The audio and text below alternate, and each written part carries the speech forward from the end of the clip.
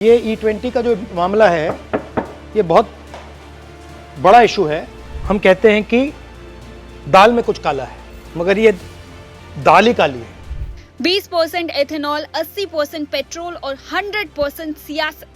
सोचिए, जिस ईंधन से आपकी गाड़ी का पहिया घूमता है, अगर वही ईंधन आपकी गाड़ी के इंजन का दम घोटने लगे तो कसूर किसका है? तकनीक का, नीति का या राजनीति का? आज बात देश के उस सबसे बड़े मुद्दे की जिससे देश का हर वो नागरिक जुड़ा है जो सड़क पर गाड़ी चलाता है।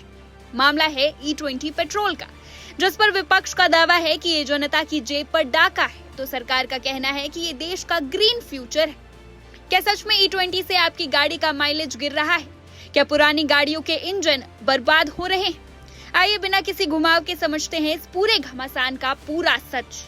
इस विवाद को हवा तब मिली जब लोकसभा में नेता प्रतिपक्ष राहुल गांधी ने अपने सोशल मीडिया पर एक वीडियो शेयर किया। इस वीडियो में राहुल गांधी खुद एक कार का फ्यूल टैंक खोलते नजर आ रहे हैं। राहुल गांधी ने सीधा हमला बोलते हुए कहा, इस E20 पॉलिसी में दाल में कुछ काला नहीं बल्कि पूरी दाल ही काली है। ये E20 का जो मामला है ये बहुत बड़ा इशू है। नॉर्मली हम कहते हैं कि दाल में कुछ काला है, मगर ये दाल ही काली है। Brothers and sisters, this is a matter of sequencing. In any campaign, we have to decide the sequence of affairs.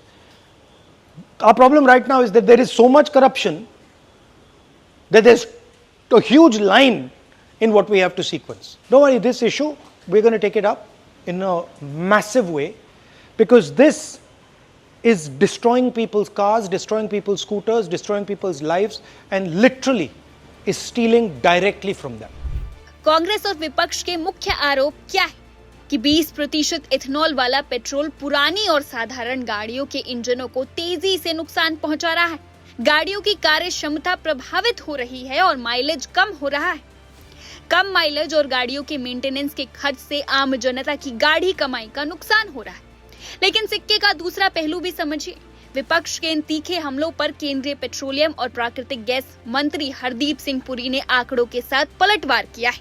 सरकार का साफ कहना है कि भारत का बायोफ्यूल ब्लेंडिंग प्रोग्राम बेहतरीन काम कर रहा है और कुछ लोग राजनीति के लिए भ्रम फैला रहे हैं। हरदीप सिंह पुरी के दावे और आंकड़े हैं कि देश भर के 1,07,000 से अधिक पेट्रोल पंपों में से रोजाना लगभग 2,000 पंपों से सैंपल लिए गए। लाखों की जांच के बाद केवल 4 जगहों पर गड़बड़ी पाई गई। भारत अपनी जरूरत का 85% से ज्यादा कच्चा तेल आयात करता है। एथेनॉल ब्लेंडिंग से देश के अरबों रुपए की विदेशी मुद्रा की बचत हो रही है और स्थानीय किसानों की आय बढ़ रही है। अब बिना किसी पक्षपात के जरा इस विवाद की तकनीकी सच को भी समझ लीजिए। इथेनॉल नमी यानी पानी को सोखता है। 2023 से पहली बनी गाड़ियां यानी कि non E20 complaint vehicles E20 ईंधन के हिसाब से नहीं डिजाइन की गई थी। इनमें मौजूद रबड़, प्लास्टिक पार्ट्स और इंजन में इथेनॉल के कारण जंग या घिसावट की शिकायत आ सकती है। तकनीकी विशेषज्ञों का भी मानना है कि इथेनॉल में पेट्रोल के मुकाबले कम ऊर्जा होती है, जिससे माइलेज में लगभग 3 से 5% तक की कमी महसूस हो सकती है। तो लबुलुआब ये है, एक तरफ पर्यावरण की सुरक्षा, कच्चे तेल के आयात में कटौती और किसानों को फायदा है, लेकिन दूसरी तरफ उन करोड़ों चालकों की चिंता है जिनकी पुरानी गाड़ियां इस E20 ईंधन को सहने के लिए तैयार नहीं है। सरकार इसे मास्टर स्ट्रोक बता रही है और विपक्ष से जन विरोधी नीति। लेकिन सवाल आपसे है, क्या E20 पेट्रोल आने के बाद आपकी कार या बाइक के माइलेज और परफॉर्मेंस में कोई गिरावट आई? क्या आपने अपनी गाड़ी में कोई खराबी महसूस की है? अगर हाँ तो कमेंट बॉक्स में अपनी राय जरूर शेयर करें। फिलहाल बस इतना ही। देश और दुनिया की तमाम बड़ी खबरों के लिए देखते रहिए one India Hindi. Subscribe to One India and never miss an update. Download the One India app now.